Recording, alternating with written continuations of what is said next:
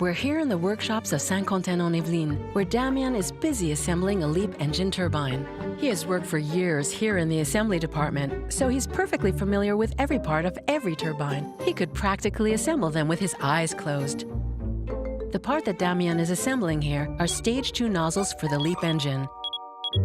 And Damien will tell you how this part was made. What? You don't know? Really? Where does this part come from? It says Gennevilliers. All right then, let's go and see. Here on the Gennevilliers site, many different parts are made for civil and military engines. And it all starts here in the design office, where the team designs parts according to strict specifications. While incorporating thermal and aerodynamic constraints, as well as mechanical requirements, the team precisely models the part. We can see our turbine blade, which for the moment exists in a virtual state. To make it into a real object, the CAD file is sent to the Tools and Product Method office, where they'll work on it to adapt it to production. The office works collaboratively with the Process and Product Method team. The goal is to jointly define how to produce this turbine blade industrially. First, the team models a cluster structure specific to industrialization. Then it develops injection tools, in other words, molds. The production of these molds is outsourced, but of course, they are all systematically checked by the office. So far, so good? Let's move on to production. To obtain these parts with complex shapes that include voids, the team uses a 6,000-year-old method, lost wax casting. You start by producing an object in the shape of the desired cavity, the core. Here we inject a mixture of binder and ceramic into this machine to produce that famous core. This material is still fragile. We therefore need to cook the core in order to harden it. This operation is carried out in baking sand. This enables the core to keep its shape even under heat capable of deforming it.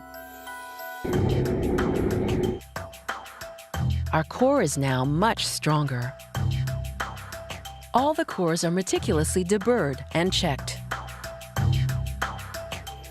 Once prepared, they are placed in the famous injection mold. The 4 cores inserted here will form the 4 cavities of our turbine blade. Wax is injected. And what do we discover when they come out? Wait for it. Magnificent! This is our turbine blade, made of wax. It immediately undergoes ultrasound and radiography tests to verify that the core is correctly centered in the wax and that it didn't crack during the injection. The wax model is prepared to form the famous cluster developed by the Method Office.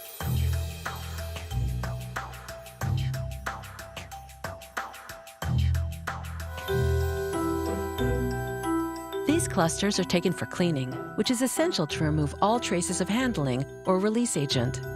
Because the blades must be perfectly clean so that nothing interferes with the adherence of the material, they will be covered in the ceramic slip.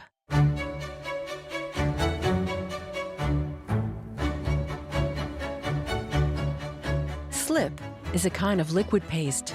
The clusters are soaked in it, then sprinkled with ceramic sand.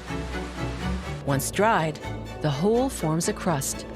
This operation is repeated several times until a sufficiently thick ceramic shell is obtained.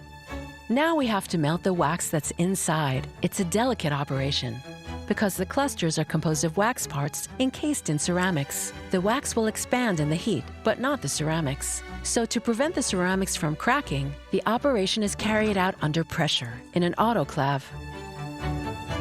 Then a cooking operation hardens the shell and burns all the wax residue. The ceramic core is maintained inside.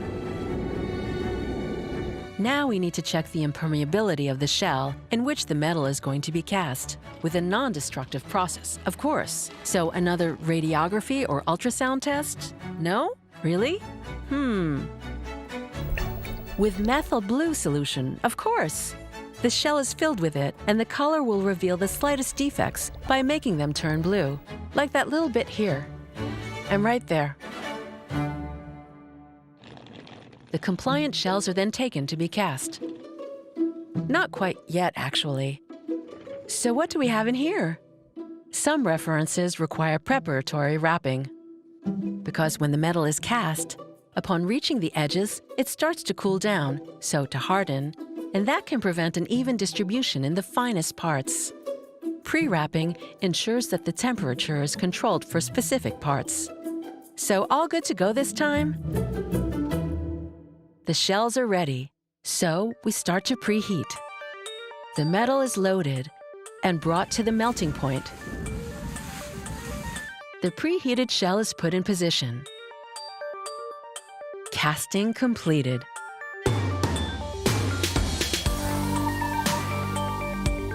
The cooling stage is crucial.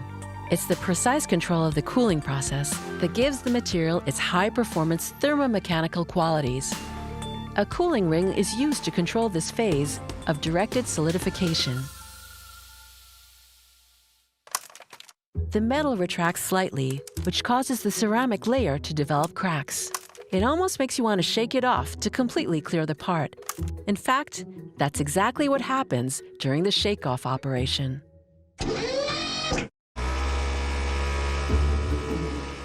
Here, finally the rough blade is revealed, still arranged in clusters. Now we separate them. You will notice that our core is still inside. To get rid of it, we're going to dissolve it in a soda bath. That's the machine just behind. The turbine blades are taken for soaking. And when they come back, how do they look? Perfect. There is still one finishing step left to get this blade spick and span. But in fact, is this part compliant? It undergoes a full range of tests: macro control to inspect the grains, dye penetrant testing to identify visible surface defects, ultrasonic thickness control, dimensional inspection, and internal health control by digital radiography. What about traceability? Time to head over to the machining assembly and coating unit. Metal stellites are added to the parts that will be in friction to reduce wear and tear. A grinding operation called rectification will give the part a clearer and more precise shape. An adjustment will round off sharp edges. These finishes are very precise. This three-dimensional measuring machine performs an impressive 150 measurements per part. According to their position and their function in the engine, some parts will be subjected to very high temperatures. In order to cool these parts, a drilling operation adds holes to accelerate the circulation of air. This micro-drilling is done with water. Using an electrode all the same, calibrated to the diameter of the hole is hollow so that water can pass through.